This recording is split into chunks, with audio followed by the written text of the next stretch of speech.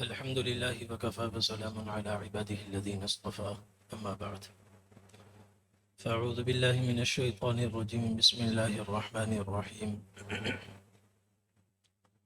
الحج أشهر معلومات فمن فرض فيهن الحج فلا رفث ولا فسوق ولا جدال في الحج وما تفعلوا من خير يعلمه الله وتزودوا فإن خير الزاد التقوى واتقون يا أولي الألباب وقال النبي صلى الله عليه وسلم العمرة إلى العمرة كفارة لما بينهما والحج المبرور ليس له جزاء إلا الجنة أو كما قال صلی اللہ علیہ وسلم۔ میرے محترم دوستوں، میرے بھائیوں، سب سے پہلے میں آپ تمام حضرات کو دل کی اتھاہ گہرائیوں سے مبارکباد پیش کرتا ہوں کہ حج 2026 کے لیے اللہ جل جلالہ نے آپ تمام حضرات کا انتخاب فرمایا۔ یہ فیصلے آسمانی ہوتے ہیں، محض اپنی جستجو سے، محض پیسوں سے، وسائل سے حج نہیں ہوتا جب تک اللہ جل جلالہ کے ہاں قبولیت نہ ہو اور منظوری نہ ہو۔ جب اوپر سے منظوری ہو جاتی ہے پھر ظاہری اسباب بھی خود بخود بنتے چلے جاتے ہیں، اور ایسے ایسے لوگ حج کرتے ہیں کہ انسانی عقل ان کی توجیہ کرنے سے قاصر ہوتی ہے کہ یہ کیسے حج پر چلا گیا۔ تو اللہ تبارک و تعالی کی قبولیت سے ہی وہ لوگ حج کر جاتے ہیں جو ظاہری اسباب سے بالکل خالی ہوتے ہیں، آنکھوں سے محروم وہ بھی حج کے لیے جا رہے ہوتے ہیں۔ گاؤں دیہاتوں میں رہنے والے اور قسم پرسی کی زندگی گزارنے والے، نانے شبیہ کو ترسنے والے، بیمار ہو جائیں تو علاج کے لیے پیسہ نہ ہو اور گھر میں اکثر ان کے فاقے ہوں، جب اللہ کی طرف سے منظوری ہوتی ہے تو اللہ پاک ان کے حج کا بھی انتظام فرماتے ہیں، اور جب منظوری نہ ہو، تمام اسباب میسر بھی ہوں، صحت بھی ہو، جوانی بھی ہو، پیسہ بھی ہو، سواری کا بندوبست بھی ہو، زاد و راحلہ بھی ہو، سب کچھ ہو، مگر قبولیت نہیں تو حج کرنا تو دور، حج کا خیال تک بھی نہیں آتا۔ تو اس لیے سب سے پہلے دل و جان سے اس بات پر اللہ کا شکر ادا کرنا چاہیے کہ اللہ جل جلالہ نے اپنے گھر کی زیارت کے لیے اور حج کے اور اسلام کے 5ویں رکن کو زندہ کرنے کے لیے ہمارا انتخاب فرمایا۔ یہ اللہ تعالیٰ کی توفیق ہے، اللہ کی طرف سے منظوری ہے، اس پر اللہ کا شکر بھی ادا ہو، زبان سے بھی شکر ادا ہو، دل سے بھی ہو، کہ دل میں اس کی عظمت ہو، اس کی قدر ہو، اور اپنے اعضاء سے بھی شکر ہو کہ ہم نوافل پڑھ کر اللہ کا شکر ادا کریں، اپنی آنکھوں کو، کانوں کو، ہاتھوں کو، جذبات کو گناہوں سے بچائیں۔ تو یہ بھی شکر کا ایک طریقہ ہے۔ اللہ تعالیٰ نے صاحب حیثیت لوگوں پر حج فرض فرمایا۔ ایک صاحب قرآن کریم میں اللہ تعالیٰ نے فرمایا وَلِلَّهِ عَلَى النَّاسِ حِجُّ الْبَيْتِ مَنِ اسْتَطَاعَ إِلَيْهِ سَبِيلًا، اللہ کے لیے صاحب استطاعت لوگوں پر حج کرنا فرض ہے، جو صاحب استطاعت ہوں ان پر حج کرنا فرض ہے، لازم ہے۔ اب صاحب استطاعت کون ہے؟ نبی کریم صلی اللہ علیہ وسلم نے اس کی تشریح فرمائی۔ ایک صحابی آئے، انہوں نے پوچھا یا رسول اللہ ما یوجب الحج، حج کب واجب ہوتا ہے؟ کتنی استطاعت ہو تو حج کرنا واجب ہوگا؟ تو آپ صلی اللہ علیہ وسلم نے ارشاد فرمایا الزاد والراحلہ، سواری کا بندوبست ہو اور نان و نفقے کا بندوبست ہو تو تب حج کرنا فرض ہے۔ پھر ایک نے پوچھا یا رسول اللہ ما الحاج، حاجی کون ہوتا ہے؟ نبی کریم صلی اللہ علیہ وسلم نے ارشاد فرمایا الشاعث والتفل، حاجی وہ ہوتا ہے جس کے سر کے بال دیکھو تو پراگندہ، لمبے سفر۔ اب تو احرام ایک ہی دن میں اتر جاتا ہے، ورنہ پہلے ہفتہ ہفتہ احرام چلتا تھا۔ خود نبی کریم صلی اللہ علیہ وسلم نے جو حجۃ الوداع میں حج کا احرام 25 ذوالقعدہ کو ذوالحلیفہ سے باندھا تو 10 ذی الحجہ کو جا کر وہ احرام اترا تو تقریباً 14-15 دن وہ احرام چلا، اور اس میں سفر قصوہ نامی اونٹنی پر مدینہ طیبہ سے لے کر مکہ مکرمہ تک۔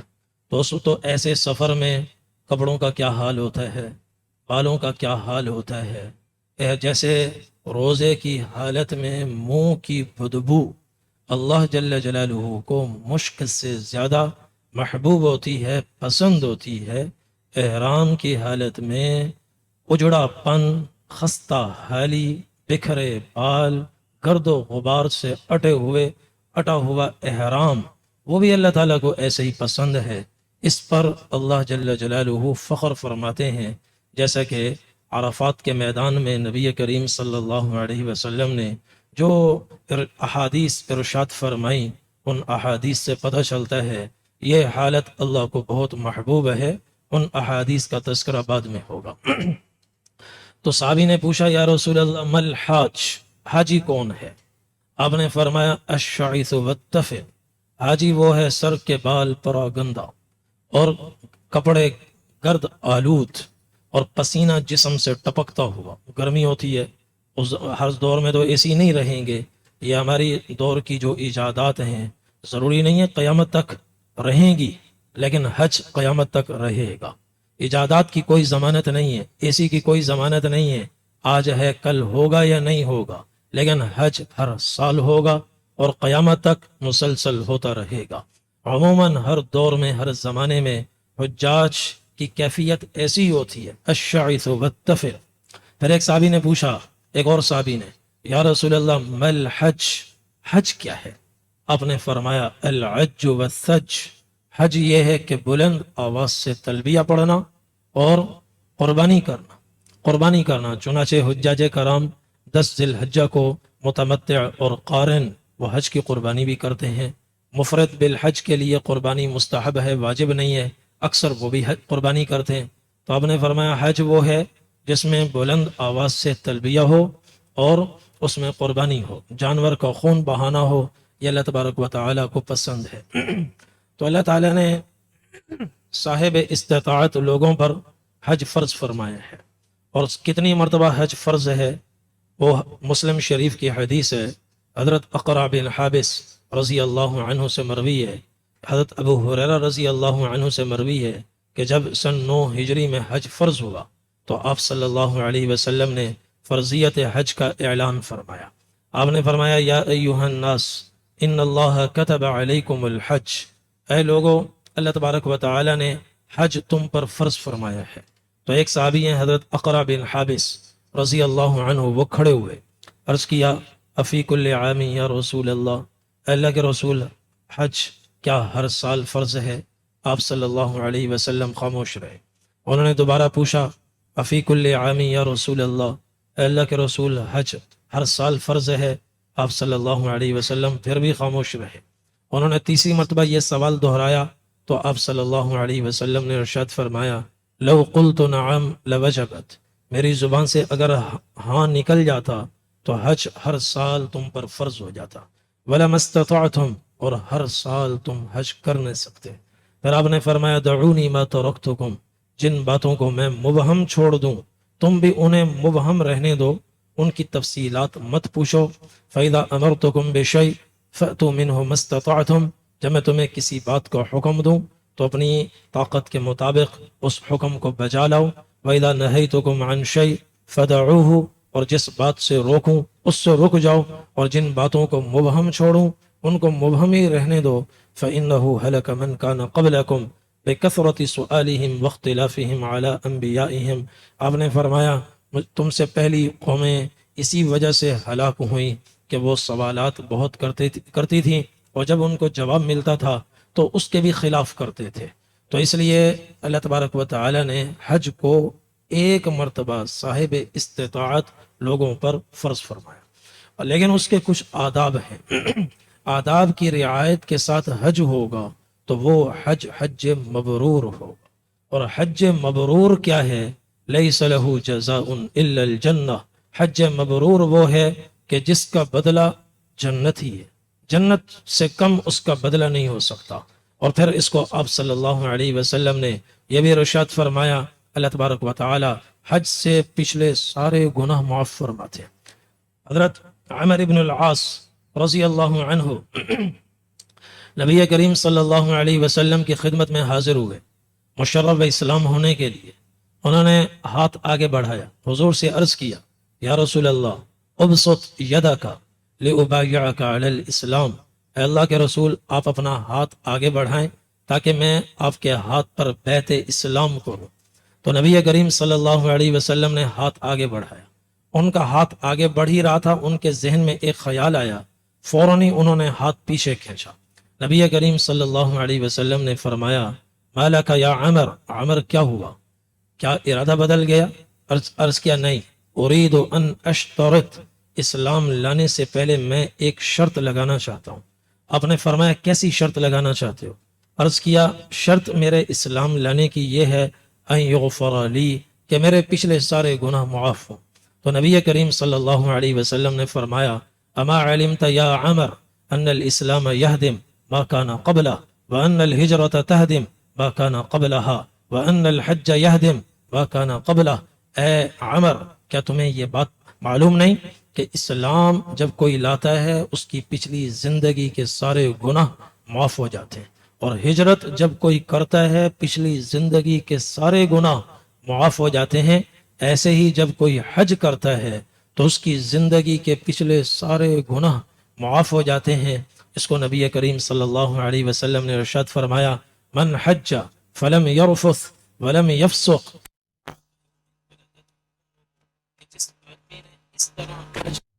کہ اس حج میں اپنی زبان کی بھی حفاظت کی، زبان سے کسی کی دل آزاری نہیں کی، کوئی فحش کلمہ زبان سے نہیں نکالا، اور اپنے جذبات کو بھی قابو کیا. ولم یفسق، اور اپنے آپ کو گناہوں سے بھی بچایا. رجع کیوم ولدتہ امہ، اور جھگڑے سے بھی بچا. تو جب حج کر کے واپس آئے گا تو وہ ایسے ہوگا جیسے اس کی ماں نے اسے ابھی جانا. تو یہ حج کے فضائل ہیں.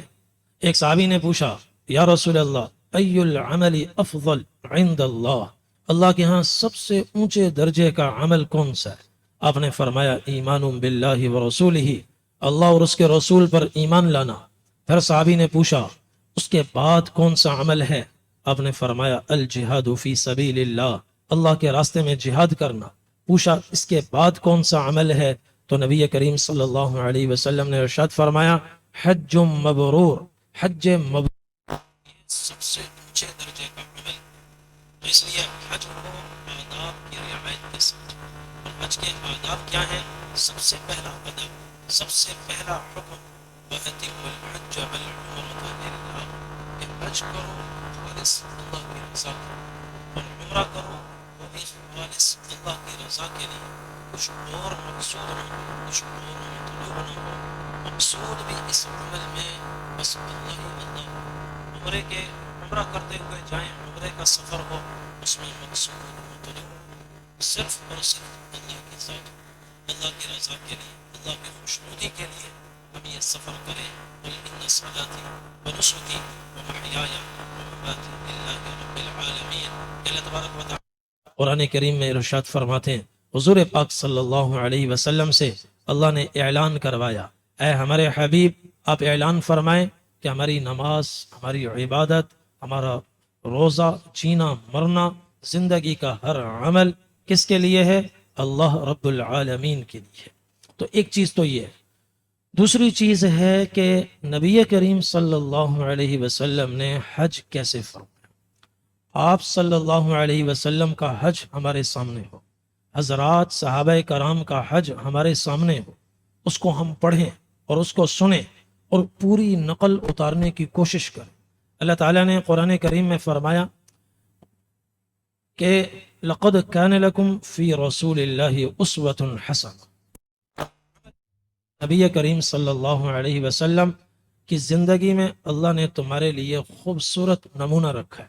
اللہ تعالیٰ نے نماز فرض فرمائی، حضور پاک صلی اللہ علیہ وسلم نے فرمایا کہ نماز پڑھو کما رأیتمونی اصلی، صلو کما رأیتمونی اصلی، اس طرح نماز پڑھو جیسے تم مجھے نماز پڑھتا ہوا دیکھتے ہو۔ اور جب حج فرمایا تو آپ صلی اللہ علیہ وسلم اونٹنی پہ سوار تھے، مکہ مکرمہ میں تشریف لائے، منا میں، عرفات میں جا بجا آپ صلی اللہ علیہ وسلم یہ اعلان فرما رہے تھے لِتَأْخُذُوا عَنِّي مَنَاسِكَكُمْ فَإِنِّي لَا أَدْرِي لَعَلِّي لَا أَحُجُّ بَعْدَ عَامِي هَذَا، کہ مجھ سے حج سیکھ لو، مناسک حج سیکھ لو، اچھی طرح سیکھ لو، ہو سکتا ہے یہ حج میری زندگی کا آخری حج ہو، اس کے بعد میں کوئی اور حج نہ کر سکوں۔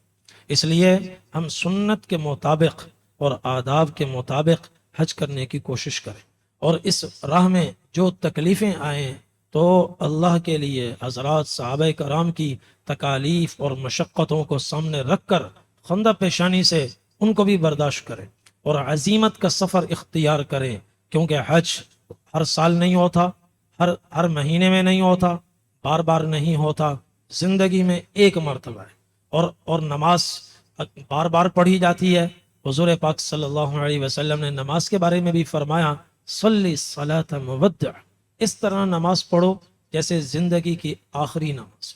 جب آدمی اپنی زندگی کا آخری بار کوئی عمل سر انجام دے رہا ہوتا ہے، اپنی تمام تر توانائیاں اس کے لیے، اس کو حسین بنانے کے لیے صرف کر دیتا ہے۔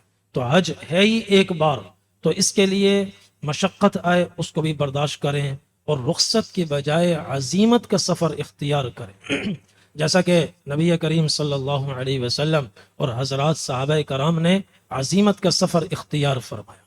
تو حج کی 3 قسمیں، ایک ہے حج افراد، اور دوسرا ہے حج قران، اور تیسرا ہے حج تمتع۔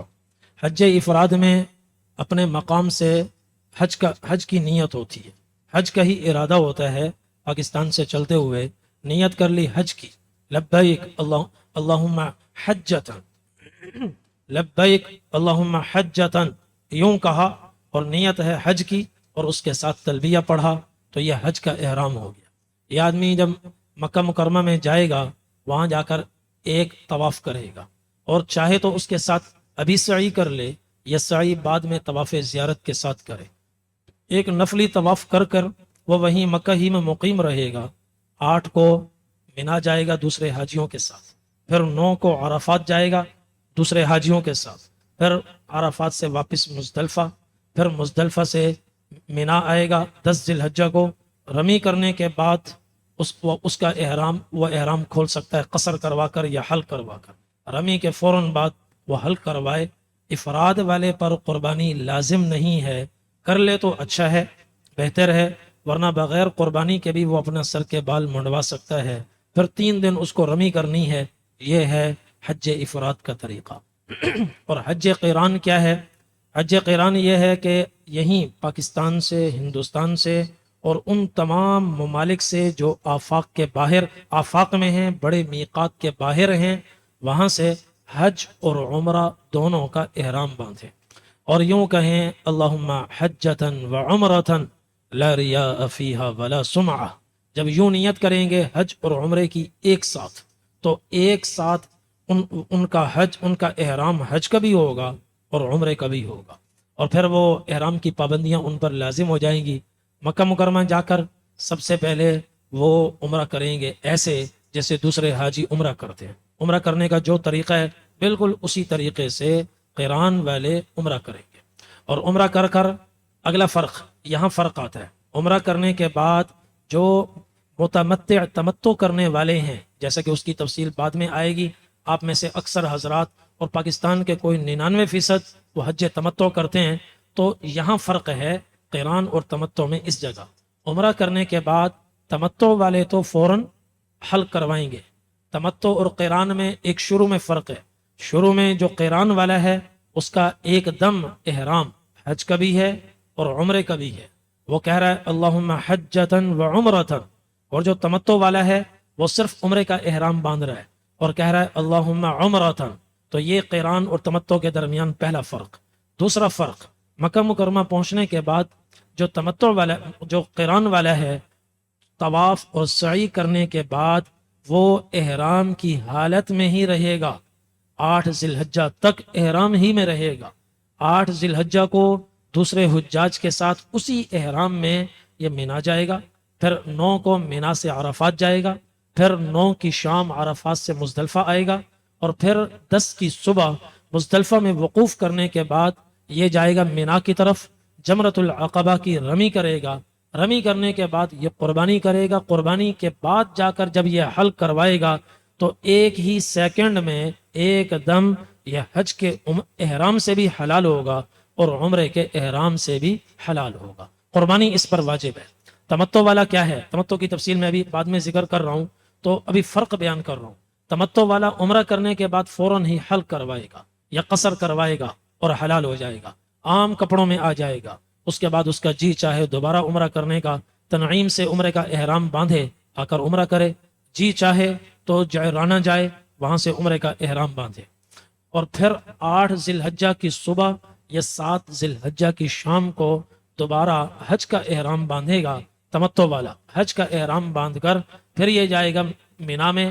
آگے مینا جانے کے بعد افراد والے، تمتع والے، قران والوں کا حج سب کا ایک جیسا ہو جاتا ہے۔ یہ ہے تفصیل قران کی۔ اب میں چونکہ اکثریت حج تمتع کرتی ہے تو میں حج تمتع کا طریقہ آپ کی خدمت میں عرض کر رہا ہوں۔ باقی تفصیل، حج کی تفصیل انشاءاللہ وہ عصر کے بعد آئے گی، کچھ مغرب کے بعد آئے گی، تو ابھی میں حج تمتع کا طریقہ آپ کی خدمت میں عرض کر رہا ہوں۔ حج تمتع میں پہلے عمرہ، اس کے بعد حج، تو اس کو غور سے سنیں۔ سب سے پہلے تو آپ میں سے یہ بتا دیں کہ آپ میں سے عمرہ کس کس نے کیا ہے؟ ہاتھ کھڑا کر دیں۔ ماشاءاللہ عمرے والوں کی ایک اچھی تعداد موجود ہے، اور جنہوں نے پہلے عمرہ نہ کیا ہو اب وہ ہاتھ کھڑا کریں۔ تو اس کا مطلب ہے کہ عمرے کا طریقہ کافی لوگوں کو بالکل نہیں پتا، پہلی بار ان کا سفر ہو رہا ہے، تو اس لیے میں تھوڑی سی تفصیل کے ساتھ عمرے کا طریقہ عرض کروں گا۔ عمرے میں 4 چیزیں ہوتی ہیں، صرف 4۔ سب سے پہلے احرام، پھر مکہ مکرمہ میں طواف، پھر طواف کے بعد سعی، سعی کا مطلب صفا مروہ کے درمیان چلنا اور کچھ دوڑنا، اور نمبر 4 سر کا حلق کروانا۔ حلق جب میں کہوں تو اس کا مطلب ہے اس طرح پھروانا، اور قصر کا مطلب ہے ایک پورے کے برابر کینچی سے بال کٹوانا۔ ایک پورے کے قصر جب کہوں تو قصر کا مطلب ہے ایک پورے کے برابر بال کٹوانا، اور حلق کا مطلب ہے اس طرح سے بال کٹوانا۔ اور چونکہ ادھر خواتین بھی موجود ہیں اس لیے جب میری زبان سے حلق یا قصر نکلے تو یہ اختیار صرف مردوں کے لیے ہے، عورتوں کے لیے نہیں ہے۔ عورتوں کو ہر حال میں قصر ہی کروانا ہے، حلق کروانا عورتوں کے لیے جائز ہی نہیں ہے۔ عورتیں جب اخیر میں عمرے کے بعد حلال ہوں گی یا حج کے بعد حلال ہوں گی تو وہ قصر ہی کروائیں گی۔ تو عمرے میں کتنی باتیں ہوئیں؟ 4: احرام، طواف، سعی اور حلق یا قصر مردوں کے لیے، عورتوں کے لیے صرف قصر، کینچی سے بال کٹوانا۔ بال کی تفصیل میں اخیر میں بیان کر دوں گا۔ پہلا کام ہے احرام۔ احرام کیسے باندھیں؟ احرام سے پہلے احرام کی تیاری ہے، اور تیاری احرام سے پہلے بالکل ایسے کرنی ہے جیسے عید کی صبح ہم تیاری کرتے ہیں، اپنے جسم کی آرائش، زیبائش، شریعت کی حدود میں رہتے ہوئے بال کٹوانا، ناخن کٹوانا، اپنے آپ کو آراستہ کرنا شریعت کی حدود میں رہتے ہوئے۔ پھر اس کے بعد غسل کرنا۔ مرد بھی غسل کریں گے، خواتین بھی احرام سے پہلے غسل کریں گے، اور غسل کے بعد مرد حضرات، عورتیں اپنا عام لباس پہنیں گی، مرد حضرات 2 بغیر سلی ہوئی چادریں پہنیں گی، 2 بغیر سلی ہوئی چادریں۔ آج کل ایک اور احرام آیا ہے جو بالکل گول ہے، یہ بے غبار نہیں ہے، بے غبار وہی ہے، بغیر سلی ہوئی چادریں۔ آج کل ایک احرام ایسا آیا ہوا ہے جو بنا ہی مکمل گول گیا ہے، گول، تو اس میں بھی چونکہ اگرچہ سلائی نہیں ہے لیکن ہے تو اسی جیسا، تو اس لیے وہ گرد و غبار سے، شکوک و شبہات سے خالی نہیں ہے. اور یہ حج ایسا حج ہے، حدیث شریف میں ہے دع ما یریبک الی ما لا یریبک، جس عمل میں شکوک و شبہات ہوں اس کو چھوڑو، وہ کام کرو جو شکوک و شبہات سے بالا تر ہو. اس لیے عام سادہ لباس پہنے، احرام پہنے بغیر سلا ہوا، اور اس کے پہننے کا ایک طریقہ ہے، وہ طریقہ آپ سیکھ لیں، وہ بالکل پھر بدن کی طرح ہوتا ہے، عام لباس کی طرح ہوتا ہے، گرنے کا کوئی خطرہ نہیں ہوتا.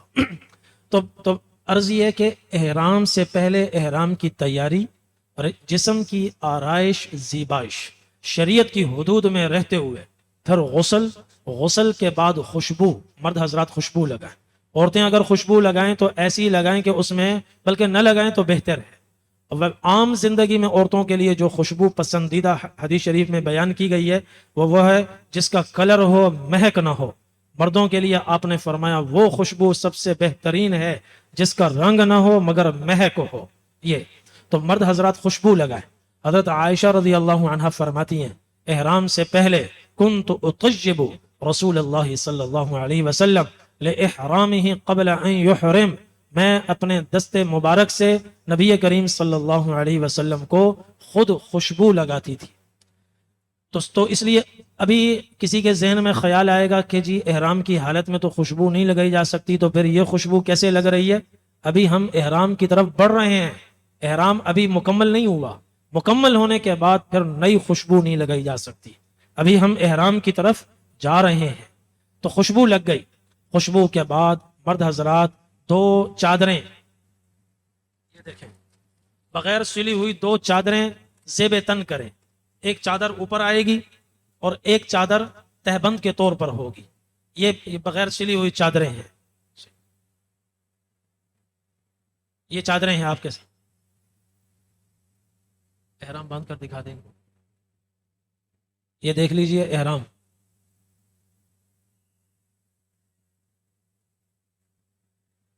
ایک طریقہ، ہاں ایک طریقہ یہ بتا رہے ہیں. دوسرا طریقہ، ہم ہیں دیہاتی، تو ایک ہمارا دیہاتوں والا طریقہ ہے، اس میں آدمی جتنا بھی دوڑے کبھی اس میں احرام گرنے کا کوئی خطرہ نہیں ہے. وہی میں آپ کو بتاتا ہوں. یہ آپ نے دیکھ لیا، آپ پاؤں وغیرہ ٹانگیں بھی کھل جاتی ہیں، چلنے میں بھی آسانی ہوتی ہے، کوئی مشکل نہیں ہے. تھوڑا پیچھے آ جائیں، وہاں اس کو بھی نظر آئے، کیمرے کو بھی نظر آئے. دوبارہ باندھیں.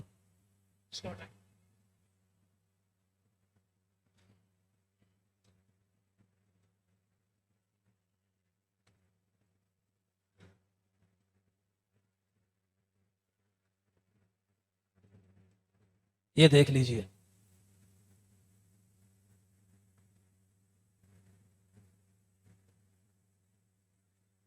ایک طریقہ یہ ہے، ایک ہی کافی ہے، یا دوسرا دیسی طریقہ بھی بتا دوں جو دیہاتوں میں آسان ہے، بہت آسان.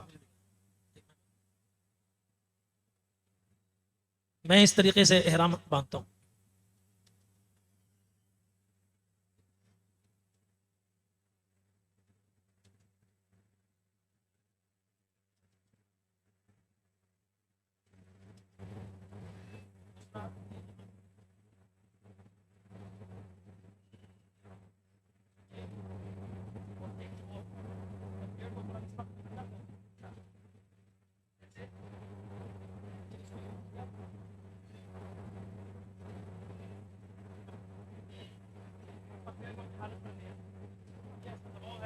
آپ جتنا بھی بھاگیں گے، دوڑیں گے، دوڑ بھی سکتے ہیں، چلنے میں کوئی دشواری نہیں ہے.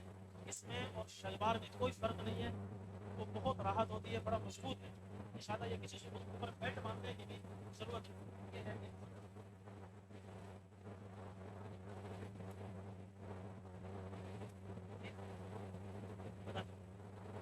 جی فرما رہے ہیں کہ میں نے پہلے احرام میرے پاس موجود ہے جس میں نے عمرہ کیا ہے، صاف ستھرا ہے، دھلا ہوا ہے، بالکل کافی ہے.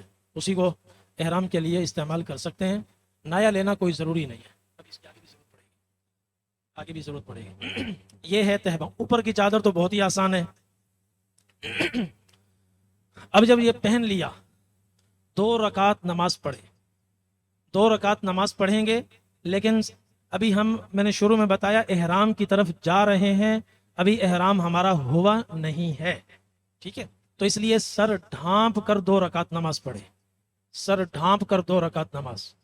2 رکعت میں کہیں سے بھی قرآن کریم کی تلاوت کر سکتے ہیں. فَقْرَؤُوا مَا تَيَسَّرَ مِنَ الْقُرْآنِ، جہاں سے سہولت ہو قرآن پڑھو. لیکن بہتر یہ ہے کہ آپ صلی اللہ علیہ وسلم نے جو صورتیں پڑھی ہم بھی وہی صورتیں پڑھیں.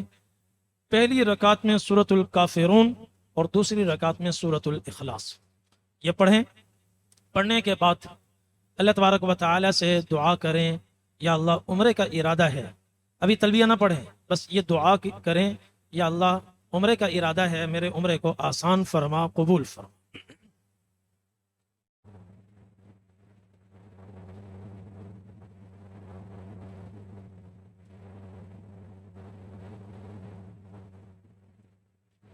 آواز کھول. آپ حضرات وضو فرمائیں جن کا وضو نہیں ہے. باقی نماز کی جگہ کہاں ہے؟ نکلتے ہی باہر نکلتے ہی الٹے ہاتھ پر جگہ ہے. نماز پڑھ کر ہم جلد آ جائیں گے تاکہ مغرب کا وقت ہمارے پاس کچھ زیادہ ہو، عصر اور مغرب کے درمیان کا وقت. انشاءاللہ پھر اگلا حصہ پروگرام کا ہوگا.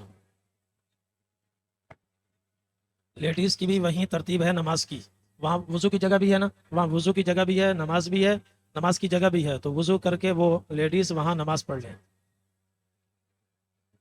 محترم دوستوں، میرے بھائیو، حجاج کرام،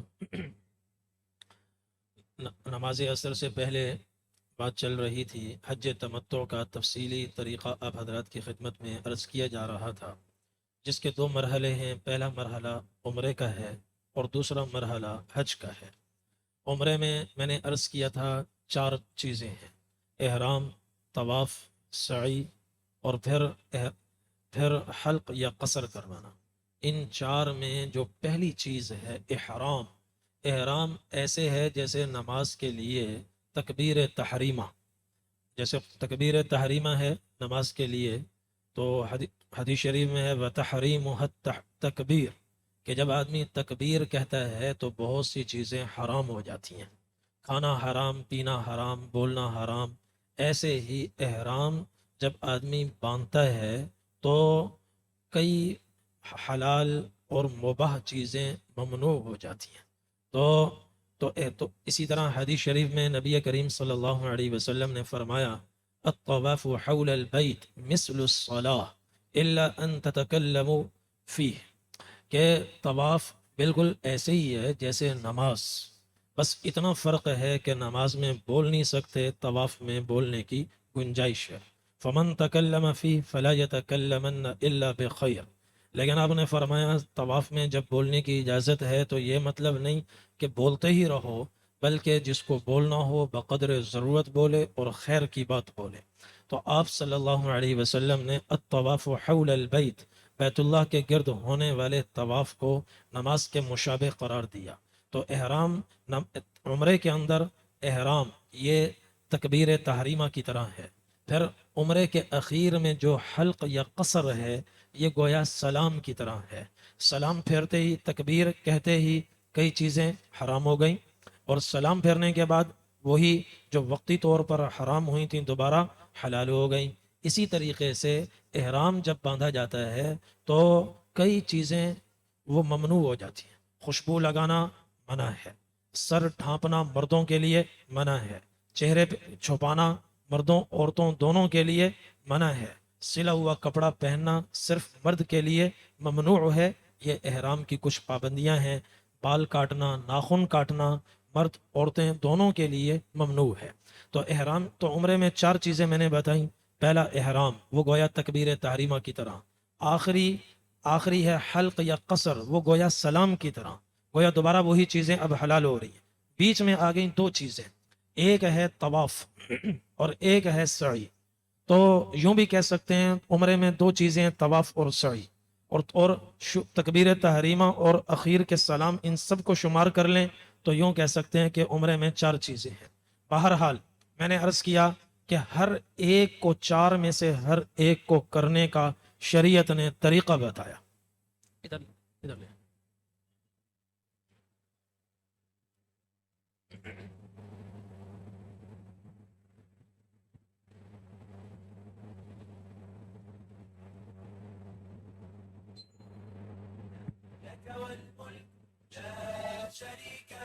لبيك اللهم لبيك، لبيك لا شريك لك لبيك، إن الحمد والنعمة لك والملك لا شريك له.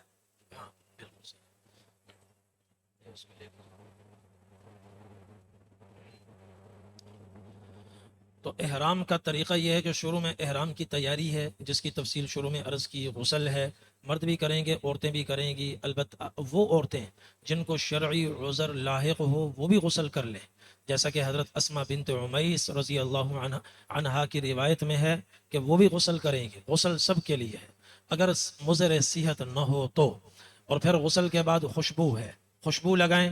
بعد میں بے شک خوشبو کی اس کی خوشبو آتی بھی رہے، کوئی حرج نہیں ہے. حضرت عائشہ رضی اللہ عنہا کی حدیث ہے، فرماتی ہیں صحیح بخاری میں ہے، كنت أطجب رسول الله صلی اللہ علیہ وسلم لإحرامه قبل أن يحرم ولحله قبل أن يطوف، کہ میں اپنے ہاتھوں سے نبی کریم صلی اللہ علیہ وسلم کو احرام سے پہلے خوشبو لگاتی تھی، اور احرام جب بند جاتا خوشبو لگتی، اور بعد میں جب آپ نیت فرماتے تو حضرت عائشہ فرماتی ہیں کہ كنت أرى الطيب في مفارق رسول الله صلی اللہ علیہ وسلم، نبی کریم صلی اللہ علیہ وسلم کے بالوں میں بھی خوشبو ہوتی تھی، اس کی چمک احرام کے بعد بھی مجھے نظر آتی تھی. تو جن حجاج کرام کے ساتھ ان کی بیگمات بھی جا رہی ہیں تو پوری کوشش ہو آپ صلی اللہ علیہ وسلم کے حج کی ایک ایک نقل اتارنے کی. جتنا حج حضور صلی اللہ علیہ وسلم کے حج کے مشابہ ہوگا وہ اتنا ہی اللہ کی بارگاہ میں قبول ہوگا. تو اپنی بیگمات سے خوشبو لگوائیں، جیسا کہ حضرت عائشہ رضی اللہ عنہا نے خوشبو لگائی. خوشبو کے بعد احرام ہو گیا، 2 رکعت نماز پڑھیں، اور ان 2 رکعتوں کے بعد اللہ تبارک و تعالی سے سفر کی آسانی کی بھی دعا کریں، عمرے کی قبولیت کی بھی دعا کریں، اور عمرے میں اللہ اور تمام مناسک میں اللہ تبارک و تعالی ہمارے لیے آسانی پیدا فرمائے، اس کے لیے بھی دعا کریں. اور جب خوب دعا ہو جائے تو اچھا، اور سر ڈھانپ کر نماز پڑھیں گے، کیونکہ ابھی ہم احرام کی طرف جا رہے ہیں، احرام کی نیت ابھی ہم نے نہیں کی، اور احرام کی پابندیاں ابھی تک ہمارے اوپر لازم نہیں ہوئی.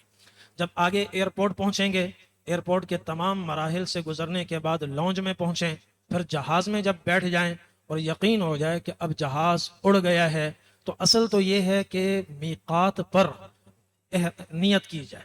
لیکن ہو سکتا ہے کہ چونکہ یہ فلائٹ ہوتی ہے 4 گھنٹے 4.5 گھنٹے کی، کہیں نیند نہ آ جائے اور میقات سے ہم گزر نہ جائیں، اس لیے آدھے پونے گھنٹے کے بعد بھی نیت کی جا سکتی ہے. دل میں نیت ہو عمرے کی، اور زبان سے ہم کہیں، تلبیہ پڑھیں، لبیک اللہم لبیک لبیک لا شریک لک لبیک ان الحمد والنعمت لک والملک لا شریک لک. یہ جب تلبیہ دل میں نیت اور زبان سے ہم نے تلبیہ ادا کیا، اب ہم بن گئے محرم، احرام کی حالت میں آ گئے.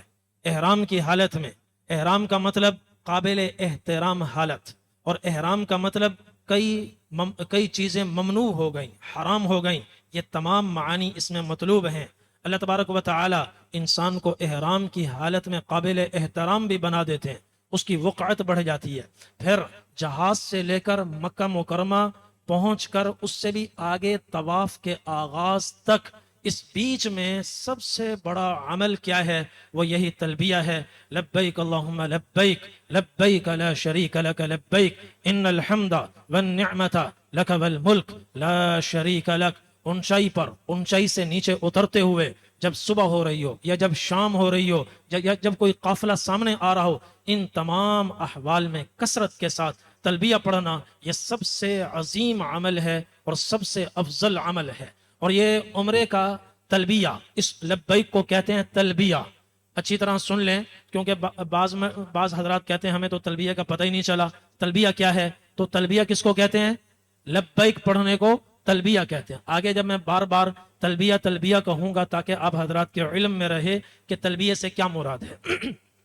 تو طواف تک اس حالت میں اب کئی چیزیں ممنوع ہو گئیں. بال نہیں کاٹ سکتے، ناخن نہیں تراش سکتے، خوشبو نہیں لگا سکتے، سر نہیں ڈھانپ سکتے. یہ حکم صرف مردوں کے لیے ہے، صرف مردوں کے لیے. عورتوں کا سر ڈھکا رہے گا، بال ان کے چھپے رہیں گے، اور چہرہ مرد خواتین دونوں اپنا کھلا رکھیں.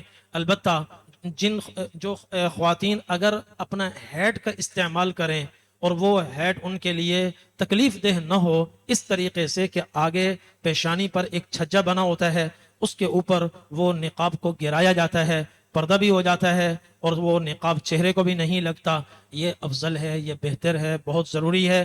لیکن اگر ان کے لیے چلنا مشکل ہو اور ایک اور ہوائیں چل رہی ہوتی ہیں، ایک ہاتھ میں سامان بھی پکڑا ہوا ہے، دوسرے ہاتھ میں نقاب کو بھی پکڑا ہوا ہے، چلنا مشکل ہو رہا ہے اور وہ خطرہ ہے کہ کہیں گر پڑیں، پھر بے شک اپنا چہرہ کھلا رکھیں، کوئی مسئلہ نہیں ہے، چونکہ یہاں اتنا خوف اور خطرہ نہیں ہے۔ پورا قافلہ احرام میں ہوتا ہے، پورا قافلہ اس وقت اللہ کی خشیت میں ہوتا ہے، اللہ کے خوف سے لرزاں ترساں ہر ایک کا بدن ہوتا ہے، اس لیے یہ قافلہ بہت ہی مأمون ہے، پرامن ہے۔ تو چلتے چلتے جب ہم پہنچیں گے مکہ مکرمہ میں، جب حدود حرم کے قریب ہوں تو اپنے شوق کو بڑھائیں اور تلبیہ کثرت سے پڑھیں۔ جتنا تلبیہ کثرت سے پڑھیں گے اتنا ہی بہتر ہے۔ لا الہ الا اللہ بھی کثرت سے پڑھ سکتے ہیں، تلبیہ بھی پڑھ سکتے ہیں۔ حضرات صحابہ کرام فرماتے ہیں جب ہم حضور پاک صلی اللہ علیہ وسلم کے ساتھ سفر حج میں تھے تو فمنا من یحل، کچھ کی زبان پر تھا لا الہ الا اللہ، لا الہ الا اللہ، ومنہم منا من یلبی، اور کچھ کی زبان پر تھا لبیک اللہم لبیک، لبیک لا شریک لک لبیک، ان الحمد والنعمت لک والملک لا شریک لک۔ حدیث شریف میں نبی کریم صلی اللہ علیہ وسلم نے ارشاد فرمایا جب کوئی آدمی تلبیہ پڑھتا ہے، کائنات کا ذرہ ذرہ اس کے ساتھ مل کر تلبیہ پڑھتا ہے، اس کے لبیک میں شریک ہو جاتا ہے، اور یہ کلمۃ التوحید ہے، احل بالتوحید، یہ وہ کلمہ ہے، بڑا مبارک کلمہ ہے۔ مکہ مکرمہ میں پہنچنے کے بعد اپنے سب سے پہلے اپنے ہوٹل میں ہی جائیں گے۔ ہوٹل میں جانے کے بعد اپنی کیفیت کو دیکھیں، اپنی طبیعت کو دیکھیں۔ عمرہ کرنے میں ابھی جلدی نہ کریں۔ اگر طبیعت میں بشاشت ہو اور طبیعت میں خوش و خرم طبیعت ہو، پرسکون ہو، راحت ہو، تھکاوٹ نہ ہو، تو بے شک وضو بنا کر یا غسل کر کے حرم کے لیے تشریف لے جائیں۔ اور اگر طبیعت جسم تھکا ہوا ہو تو تھکے ہوئے جسم کے ساتھ عمرہ نہ کریں، بلکہ نبی کریم صلی اللہ علیہ وسلم کی اس موقع پر سنت یہ ہے کہ آپ صلی اللہ علیہ وسلم مدینہ طیبہ سے جب چلے تو ذی القعدہ کے ابھی 4 دن باقی تھے، 5 دن باقی تھے۔ یہاں جب مکہ مکرمہ میں تشریف لائے تو 4 ذی الحجہ کی شام ہو رہی تھی، 4 ذی الحجہ تھا۔ رات آپ نے مکہ کے باہر 2.5 میل کے فاصلے پر ذی طوا ایک مقام ہے، وہاں پر آپ نے قیام فرمایا، آرام فرمایا، اور صبح ہوئی تو آپ اپنے قافلے کو لے کر مکہ مکرمہ میں تشریف لائے، اور سب سے پہلے جس دروازے سے داخل ہوئے اس کا نام باب السلام ہے۔ باب السلام ہے۔ ہمارے اکانومی حج والے جو لانگ پیکج میں ہمارے ساتھ شریک ہیں ان کو مبارک ہو۔ ہمارا جو ہوٹل ہے وہ غزہ کی جانب ہے، جنت المعلی کی جانب ہے، مسجد الجن کی جانب ہے، اور روزانہ جنت المعلی کی زیارت بھی ہوگی۔ اور اس راستے سے جب ہم آتے ہیں تو بیت اللہ شریف کا سب جو ہمیں دروازہ پڑتا ہے وہ باب السلام ہے۔ یہ وہ دروازہ ہے کہ نبی کریم صلی اللہ علیہ وسلم جب حج کے لیے تشریف لائے، مکہ مکرمہ میں داخل ہوئے، اس کا نام اس وقت اس دروازے کا نام تھا باب بنی شیبہ۔ آپ یہاں سے داخل ہوئے، اور داخل ہونے سے پہلے آپ صلی اللہ علیہ وسلم کھڑے ہوئے اور آپ نے بیت اللہ شریف کو دیکھا، اور آپ نے فرمایا اللہم انت السلام ومنک السلام فحینا ربنا بالسلام، اللہم زد هذا البیت تعظیما وتشریفا وتکریما ومہابتا وبرا وزد من حجہ او اعتمرہ تعظیما وتشریفا ومہابتا وبرا۔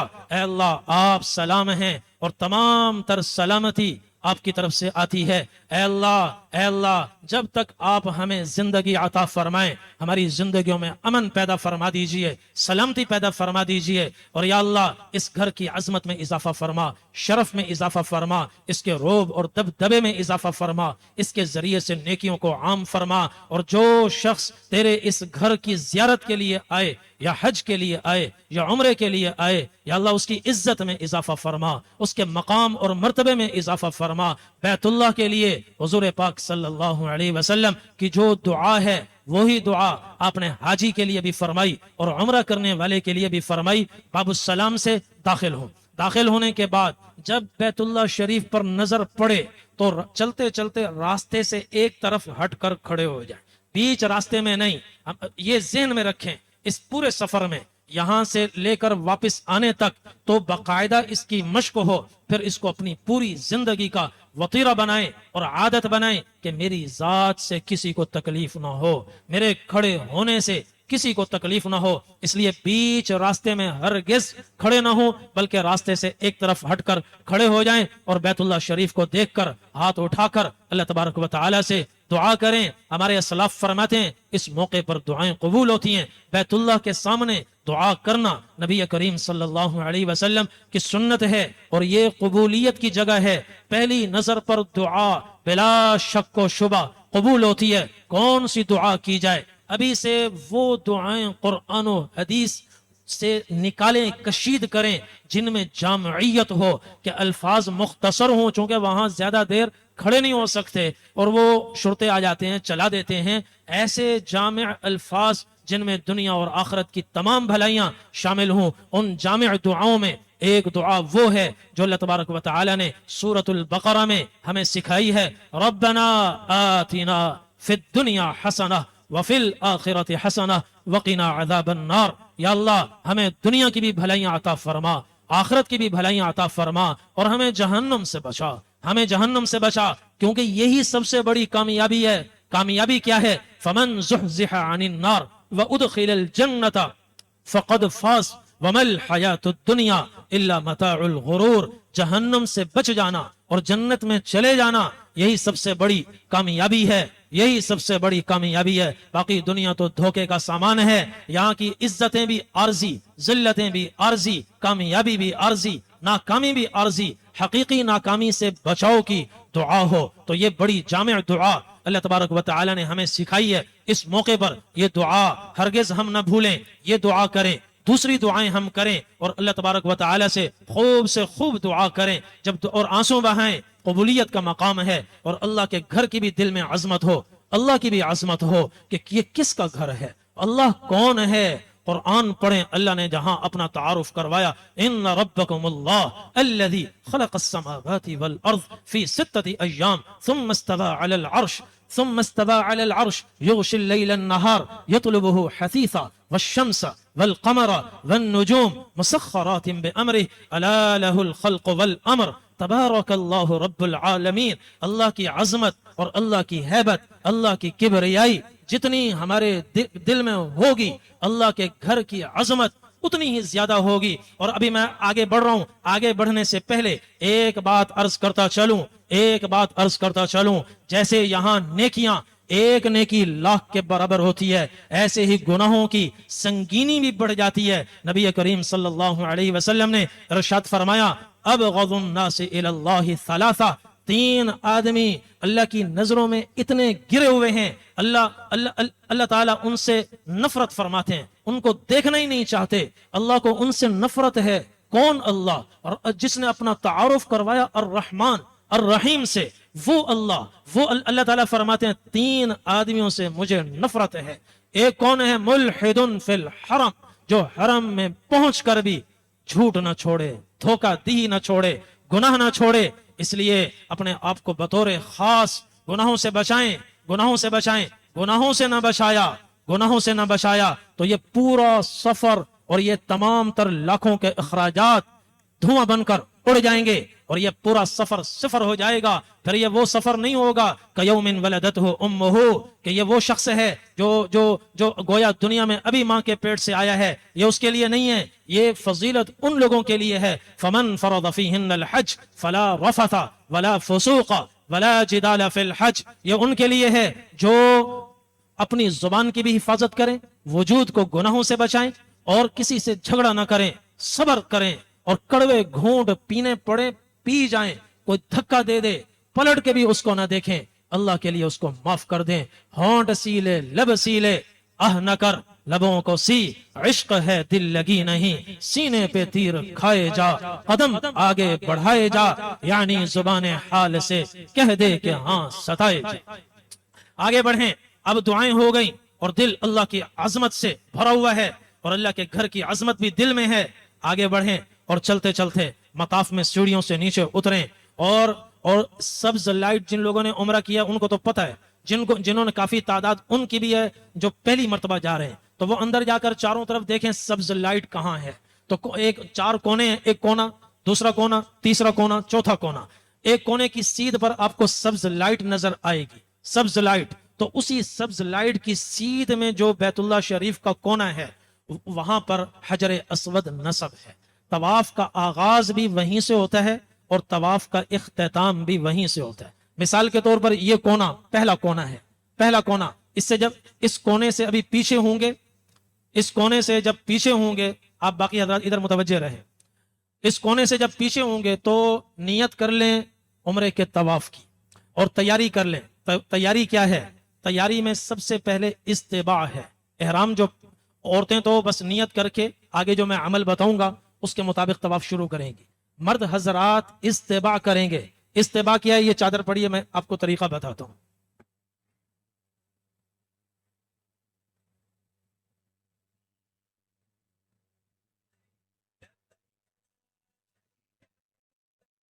إن الحمد والنعمة لك احرام پہلے ہمارا اس طرح ہوگا، اس شکل میں ہمارا احرام ہوگا۔ اب ہم نے استباع کرنا ہے۔ استباع کیسے کریں گے؟ یوں دیکھیں، لبيك إن الحمد والنعمة لك والملك لا شريك لك لبيك اللهم لبيك یہ دونوں کونے پکڑ کر، دونوں کونے پکڑ کر اب اس کو ڈالیں گے بائیں کندھے پر۔ یہ ہے استباع، صحیح طریقہ۔ بعض لوگ یوں کرتے ہیں، صرف اوپر کا کونا اوپر جاتا ہے یوں، اور یہ نچلا کونا نیچے ہے، یہ نہیں، دونوں کونے پکڑیں اور اس کو بائیں کندھے پہ ڈالیں۔ لبيك لا یہ ہے استباع۔ استباع کے بعد ہمارا طواف شروع ہوگا۔ طواف شروع کرنے سے پہلے حجر اسود کی بالکل سیدھ پر آ کر ہم نے دونوں ہاتھ کانوں تک ایسے اٹھانے ہیں جیسے ہم نماز میں کہتے ہیں اللہ اکبر، اللہ اکبر۔ عام روایات میں حجر اسود کے سامنے اللہ اکبر کہہ دینا بھی کافی ہے، اللہ اکبر وللہ الحمد۔ اور حضرت عبداللہ ابن عمر رضی اللہ عنہما فرماتے تھے بسم اللہ اللہ اکبر وللہ الحمد۔ یقیناً انہوں نے نبی کریم صلی اللہ علیہ وسلم سے یوں ہی سنا ہوگا، اس لیے یوں پڑھیں بسم اللہ اللہ اکبر وللہ الحمد۔ اور پہلے جب کہیں گے سب سے پہلے حجر اسود کے سامنے آ کر بسم اللہ اللہ اکبر وللہ الحمد، ہاتھ چھوڑ دیں، اور پھر اس کے بعد دونوں ہاتھ حجر اس طرح اٹھائیں گویا حجر اسود کے اوپر رکھے ہوئے ہیں، حجر اسود کے اوپر رکھے ہوئے ہیں، اور کہیں بسم اللہ اللہ اکبر وللہ الحمد۔ آگے بھی پڑھنا چاہیں تو ایک روایت میں ہے والصلاۃ والسلام علی رسول اللہ۔ اس کے بعد ہاتھوں کو چوم لیں، چومنے کے بعد اب طواف شروع ہوگا۔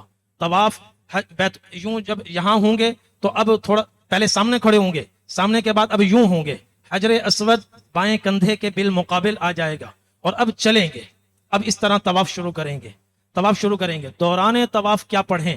اچھا، طواف کرنے سے پہلے 3 چکروں میں رمل ہے۔ رمل کس کو کہتے ہیں؟ چھوٹے چھوٹے قدم اٹھا کر پہلوانوں کی طرح دوڑنا، یوں کندھے بھی تھوڑے ہلاتے ہوئے، یہ ہے رمل، بشرطے کہ وہاں پر رش نہ ہو۔ اور یہ چونکہ مسنون ہے، ہمارے اس عمل سے کسی کو تکلیف نہ ہو۔ اگر رش اتنا ہے کہ کندھے کے ساتھ کندھے جڑے ہوئے ہیں اور ہم رمل کر رہے ہیں، اور ہمارے رمل کرنے سے کبھی کسی کے اوپر پاؤں آ رہا ہے، کبھی کوئی تکلیف ہو رہی ہے، کبھی کچھ، تو پھر رمل چھوڑ دیں، پھر عام طریقے سے چلیں۔ تو یہاں سے ہم چلیں گے، حجر اسود کے سامنے سے اب طواف شروع ہے۔ اب بیچ میں کیا پڑھیں؟ ایک روایت میں ہے سبحان اللہ والحمد للہ ولا الہ الا اللہ واللہ اکبر۔ یہ تو ایک روایت میں ہے، جو روایت میں ہے اس کو سب پر ترجیح حاصل ہے۔ اس کے بعد آپ سب آزاد ہیں، جہاں شریعت نے آزاد رکھا ہے وہاں کوئی دوسرا پابند نہیں کر سکتا۔ اب آپ کی مرضی ہے، لا الہ الا اللہ پڑھیں، قرآن کریم کی تلاوت کریں، بس اس اصول کو یاد رکھیں۔ نبی کریم صلی اللہ علیہ وسلم نے طواف کے لیے فرمایا ہے الطواف حول البیت مثل الصلاۃ، بیت اللہ شریف کے گرد طواف یہ کیا ہے؟ یہ ایسے ہے جیسے نماز۔ فمن الا ان تتکلموا فی الصلاۃ الا ان تتکلموا فی، بس اتنا فرق ہے کہ نماز میں بات نہیں کر سکتے، طواف میں گفتگو کی گنجائش۔ فمن تکلم فلا یتکلمن الا بخیر، ہاں طواف میں بھی کھلی چھوٹ نہیں ہے، جو چاہو بولو نہیں، اس شرط کے ساتھ اجازت ہے بقدر ضرورت ہو اور خیر کی بات ہو. تو سبحان اللہ والحمد للہ ولا الہ الا اللہ واللہ اکبر، یہ دوران طواف اذکار پر سب سے اونچے درجے کا ذکر ہے. اس کے بعد جس کا جی چاہے قرآن پڑھے، جس کا جی چاہے دعائیں کرے. چلتے چلتے یہ پہلا کونا ہے، پھر آگے دوسرا کونا ہے. دوسرے کونے کے بعد آپ دیکھیں گے تو ایک حتیم آ جاتی ہے، حتیم کے اوپر سے گزرے، حتیم اندر ہو، اور اس کے بعد ایک تیسرا کونا آ جائے گا.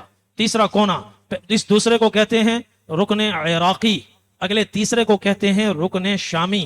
پھر آگے بڑھتے بڑھتے پڑھتے ہوئے سبحان اللہ والحمد للہ ولا الہ الا اللہ واللہ اکبر ولا حول ولا قوت الا باللہ العلی العظیم. چلتے چلتے یہاں پہنچیں گے چوتھے کونے پر جو حجر اسود سے پہلے والا کونا ہے. یہاں حدیث شریف میں آتا ہے کہ اس جگہ اس بیچ میں 70,000 فرشتے کھڑے ہوئے ہیں. اور جب کوئی آدمی یہ پڑھتا ہے کہ ربنا آتنا فی الدنیا حسنہ وفی الآخرۃ حسنہ وقنا عذاب النار اللہم انی اسألک العفو والعافیہ فی الدنیا والآخرہ، اے اللہ دنیا آخرت کی عافیت مانگتا ہوں، دنیا اور آخرت کی بھلائی مانگتا ہوں، اور ناکامی سے یا اللہ جہنم سے مجھے بچا. تو 70,000 فرشتے کہتے ہیں آمین، یا اللہ قبول کر لے اس کی دعا، قبول کر لے اس کی دعا. تو پھر یہ پڑھتے ہوئے پھر آئیں گے پہلے کونے پر. پہلے کونے پر جب پہنچیں گے تو ایک چکر ہمارا مکمل ہو گیا، اور حجر اسود کے بالکل پھر سامنے رخ کر کے دونوں ہاتھ اٹھائیں، بسم اللہ اللہ اکبر وللہ الحمد. پھر ایسے چلتے چلتے چلتے چلتے چاروں طرف سے پھر پہنچیں گے، 2 چکر پورے ہو گئے. پھر پڑھیں گے بسم اللہ اللہ اکبر وللہ الحمد. پھر یہ تیسرا چکر ہے، چلتے چلتے جب یہاں پہنچیں گے تو 3 چکر پورے ہو گئے. پھر پڑھیں گے بسم اللہ اللہ اکبر وللہ الحمد، اور یوں چلتے چلتے پھر آئیں گے یہاں پہلے پر، چوتھا چکر بھی مکمل. پھر کہیں گے بسم اللہ اللہ اکبر وللہ الحمد، ہاتھ اٹھائیں گے اور ہاتھوں کو چومیں گے، پڑھ کر ہاتھوں کو چومیں گے. پھر سبحان اللہ والحمد للہ ولا الہ الا اللہ واللہ اکبر ولا حول ولا قوت الا باللہ العلی العظیم. پڑھتے پڑھتے جب یہاں رکن یمانی تک پہنچے، اس بیچ میں ربنا آتنا فی الدنیا حسنہ وفی الآخرۃ حسنہ وقنا عذاب النار اللہم انی اسألک العفو والعافیہ فی الدنیا والآخرہ. یہاں پہنچیں گے اسی پہلے کونے پر تو 5 چکر پورے ہو گئے. پھر کہیں گے بسم اللہ اللہ اکبر وللہ الحمد. پھر چھٹا چکر اختتام پر دوبارہ بسم اللہ اللہ اکبر. پھر یہ 7واں چکر ہے اختتام پر، پھر کہیں گے بسم اللہ اللہ اکبر. اب آپ اس بسم اللہ اللہ ہاتھ اٹھا کر بسم اللہ اللہ اکبر کہنے کو کہتے ہیں استلام، اس کا نام ہے استلام. اب آپ اس استلام کو شمار کریں گے کہ استلام ہوئے کتنے، تو یہ استلام ہوں گے 8. اب تک ہوں گے 8، ایک سب سے پہلے اور باقی ہر چکر کے اخیر میں، چونکہ چکر لگائے 7، ہر چکر کے اختتام پر ایک استعلام، تو 7 چکر ہیں تو 7 ہو گئے، اور ایک سب سے پہلے استعلام ہم نے کیا ہے تو 8 استعلام ہو گئے. استعلام اب اس کے جب 7 چکر ہو گئے الحمدللہ کہیں یا اللہ تیرا شکر، تو نے عمرے کا ایک مرحلہ مکمل کروا دیا، طواف ہو گیا. طواف کے بعد اب پیچھے چلے، پیچھے یہاں یہ پہلا کونا ہے، اس کے آگے تقریباً 2.5 فٹ کے فاصلے پر بیت اللہ شریف کا دروازہ ہے. دروازے سے ذرا آگے پیچھے کی طرف آپ دیکھیں گے ایک وہ ہوگا مقام ابراہیم. مقام ابراہیم قرآن کریم میں جب آپ صلی اللہ علیہ وسلم نے عمرہ مکمل فرمایا تو آپ تشریف لائے مقام ابراہیم پر، تو حضرت عمر رضی اللہ عنہ ساتھ تھے.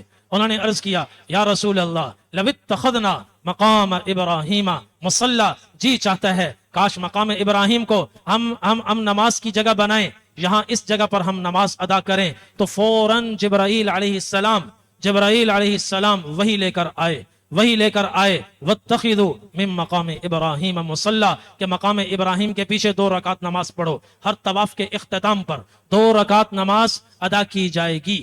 اب نماز کب ادا کی جائے کب نہ کی جائے، اس میں کچھ اہل علم کہتے ہیں کہ اوقات مکروہ نہ ہوں. فجر کے بعد، اگر فجر کے متصل بعد کسی نے طواف کیا ہو تو، اور طواف اس کا سورج نکلنے سے پہلے پورا ہو جائے تو وہ تھوڑی دیر رکے، سورج نکل آئے، طلوع ہو جائے، اس کے بعد وہ 2 رکعت ادا کرے. اسی طریقے سے عصر کی نماز کے بعد کسی نے طواف کیا اور طواف مکمل ہو گیا، اور تو وہ فی الفور 2 رکعت ادا نہ کرے بلکہ انتظار کرے جب سورج ڈوب جائے تو پھر اپنی 2 رکعت ادا کرے. تو بعض اہل علم یہ فرماتے ہیں فجر میں تو یہ مسئلہ آسان ہے چونکہ وقت اس کا مختصر ہے، انتظار کا دورانیہ بھی کم ہوتا ہے، لیکن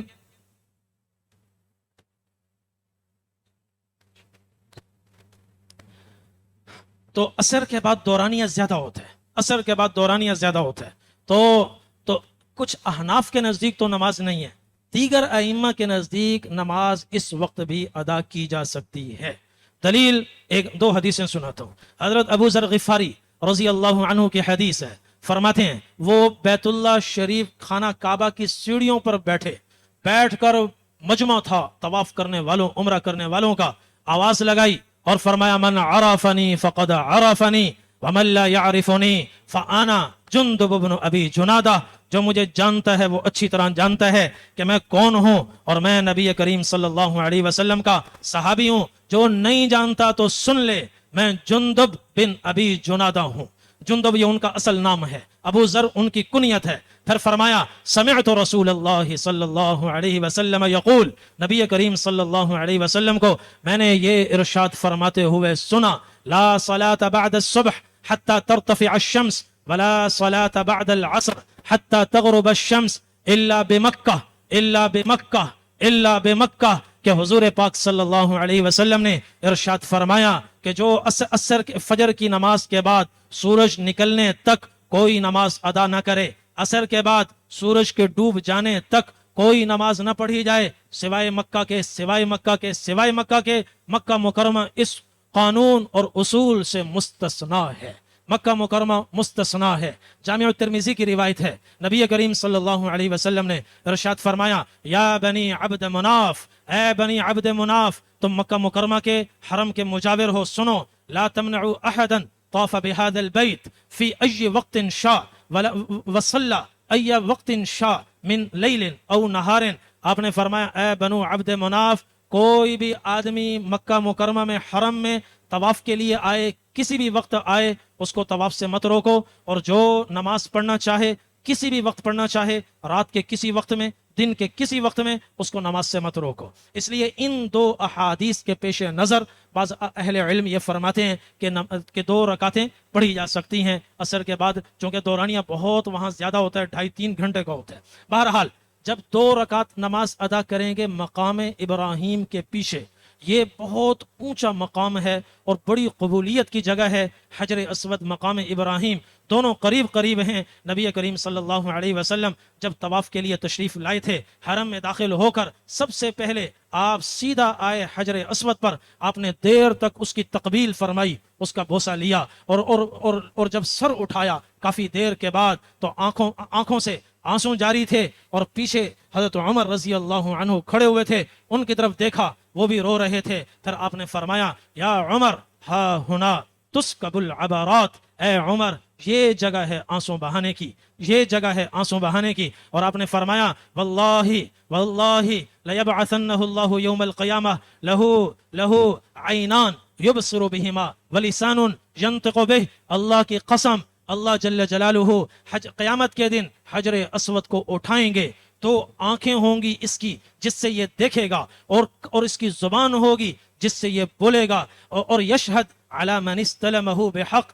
ہر اس شخص کے حق میں گواہی دے گا جس نے دوسرے کو تکلیف پہنچائے بغیر اس کا بوسہ لیا ہوگا یا اس کو ہاتھ لگایا ہوگا۔ پھر آپ صلی اللہ علیہ وسلم نے فرمایا ان الرکن والمقام، اے عمر یہ ہے رکن حجر اسود اور یہ ہے مقام ابراہیم۔ ان الرکن والمقام یاقوتتان من یاقوت الجنہ طمس اللہ نورہما، یہ دونوں جنت کے یاقوت ہیں، جنت کے یاقوت ہیں، بس اللہ جل جلالہ نے ان کی اصل روشنی پر پردہ ڈال دیا، ان کی اصل روشنی کو چھپا دیا۔ وَلَوْ لَمْ يَطْمِسْ لَأَضَاءَتَا مَا بَيْنَ الْمَشْرِقِ وَالْمَغْرِبِ، اگر اللہ پاک ان کی روشنیوں پر پردہ نہ ڈالتے تو پھر دیکھتے ان کو، ان کی اتنی روشنی ہوتی، سورج اس کے سامنے ایسے بے نور ہو جاتا جیسے سورج کے سامنے ستارے غائب ہو جاتے ہیں۔ اور آپ صلی اللہ علیہ وسلم نے حضرت عمر رضی اللہ عنہ سے فرمایا یا عمر انک رجل قویش، اے عمر میں دیکھ رہا ہوں تم بڑے مضبوط ہو، طاقتور ہو، لہذا جب تم حجر اسود پر جب تم آؤ استلام کے لیے تو کسی کو فتؤذی الضعیف، کسی کمزور کو تکلیف نہ پہنچانا، ازدحام میں نہ آنا، ہاں جگہ خالی ملے تو تقبیل بوسہ لینا، ورنہ دور سے ہی اشارہ کر کے بسم اللہ اللہ اکبر کہتے ہوئے گزر جانا۔ بہرحال جب طواف ہوا طواف کے بعد 2 رکعت نماز ادا ہو گئی مقام ابراہیم کے پیچھے، سب سے افضل ہے اگر مقام ابراہیم کے پیچھے جگہ نہ ہو اور پورا مطاف لبا بھرا ہوا ہو، یا مقام ابراہیم کے پیچھے لوگوں کا ازدحام ہو، نماز پڑھنے کی جگہ نہ ملے، تو پوری مسجد الحرام میں کسی بھی جگہ یہ 2 رکعت نماز پڑھی جا سکتی ہے۔ مسجد الحرام میں بھی جگہ نہ ملے تو پورے حرم میں بھی ادا کی جا سکتی ہے۔ افضل یہ ہے مقام ابراہیم کے پیچھے جتنا بھی رش ہو، بڑی سہولت سے ہر آدمی 2 رکعت نماز ادا کر سکتا ہے، اس طرح کہ سامنے مقام ابراہیم بھی ہو اور سامنے اللہ کا گھر بھی ہو، بیت اللہ بھی ہو۔ تو 2 رکعت کے بعد وہیں بیٹھ کر دعا کیجیے۔ دعا کرنے کے بعد یہ 2 رکعت جب ہم پڑھیں گے تو استباح ختم کر دیں گے، نماز سے پہلے کندھے ڈھک کر 2 رکعت نماز ادا کریں گے، اس طرح، اس کیفیت کے ساتھ، اس طریقے سے ہم 2 رکعت نماز ادا کریں گے، یہ یاد رکھیں۔ 2 رکعت کے بعد اب پیچھے مزید آئیں گے تو ہمیں وہ 9واں استلام ہوگا، 9واں استلام، بسم اللہ اللہ اکبر وللہ الحمد۔ اب آپ 9واں استلام کر کے پھر صفا پہاڑی کی طرف چڑھیں اور چڑھتے ہوئے 3 دفعہ کہیں اللہ اکبر اللہ اکبر اللہ اکبر، پھر لا الہ الا اللہ لا الہ الا اللہ لا الہ الا اللہ، اور جب مزید اور آگے بڑھیں اور بلندی تک پہنچیں تو بالکل صفا پر جب آ جائیں تو قرآن کریم کی یہ آیت ہے، ان الصفا والمروہ من شعائر اللہ فمن حج البیت او اعتمر فلا جناح علیہ ان یطوف بہما ومن تطوع خیرا فان اللہ شاکر علیم۔ اس آیت کریمہ کو بھی یاد کر لیجئے اور پھر یوں کہیں ابدأ بما بدأ اللہ بہ، اب میں سعی شروع کرنے والا ہوں۔ سعی ہوتی ہے 2 پہاڑیوں پر، صفا مروہ۔ ابتدا میں کہاں سے کروں گا؟ اس پہاڑ سے کروں گا جس کا ذکر اللہ نے قرآن کریم میں پہلے فرمایا۔ قرآن میں ہے ان الصفا والمروہ، صفا کا ذکر پہلے ہے تو سعی کا آغاز بھی صفا سے ہوگا۔ پھر اس کے بعد چوتھا کلمہ سب کو یاد ہونا چاہیے، آپ صلی اللہ علیہ وسلم نے اس موقع پر وہ پڑھا، لا الہ الا اللہ وحدہ لا شریک لہ لہ الملک ولہ الحمد وہو علی کل شیء قدیر، لا الہ الا اللہ وحدہ انجز وعدہ ونصر عبدہ وہزم الاحزاب وحدہ۔ یہ پڑھ کر آپ صلی اللہ علیہ وسلم نے دعا کے لیے ہاتھ اٹھائے اور دیر تک آپ نے دعا فرمائی، پھر دعا پوری ہوئی، اس کے بعد دوبارہ پڑھا لا الہ الا اللہ وحدہ لا شریک لہ لہ الملک ولہ الحمد وہو علی کل شیء قدیر، لا الہ الا اللہ وحدہ انجز وعدہ ونصر عبدہ وہزم الاحزاب وحدہ۔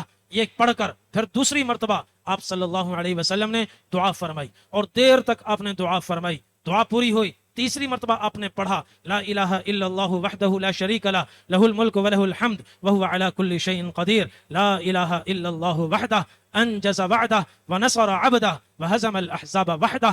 یہ پڑھنے کے بعد پھر آپ نے تیسری مرتبہ دعا فرمائی، دعا ہوئی تو اب آپ نے سعی شروع فرمائی۔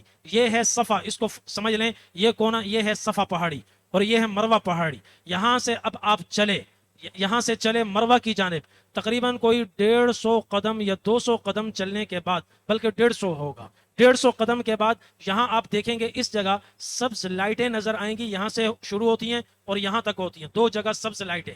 جب پہلی سبز لائٹ ہو، پہلے یہاں ڈھلوان تھی، پہلے شروع میں حضرت ہاجرہ کے زمانے میں، حضرت ابراہیم اسماعیل علیہ السلام کے زمانے میں یہاں ایک ڈھلوان تھی، اصل میں دوڑی تھی حضرت ہاجرہ اپنے بچے کے لیے، اور جب وہ اوپر تو چلتی ہوئی آتی تھی، جب نیچے اترتی تھی اور پھر اوپر آتے ہوئے بچہ یہاں نظروں سے اوجھل ہو جاتا تھا تو گھبرا جاتی تھی، بھاگ کر یہ درمیان کا حصہ تیزی سے عبور کرتی اور پھر اوپر آ جاتی۔ وہ دوڑنا اللہ کو اتنا پسند آیا، قیامت تک کے حجاج اور معتمرین کو اللہ نے دوڑایا، ہر نبی کو اللہ نے دوڑایا، اور اپنے حبیب صلی اللہ علیہ وسلم کو بھی اللہ نے دوڑایا۔ نبی کریم صلی اللہ علیہ وسلم کا ایک عمل اللہ تبارک و تعالی نے قیامت تک کے لیے محفوظ فرمایا۔ اس موقع پر نبی کریم صلی اللہ علیہ وسلم دوڑے کیسے وہ تصویر اللہ تعالیٰ نے قیامت تک کے لیے محفوظ فرمائی۔ حضرت صفیہ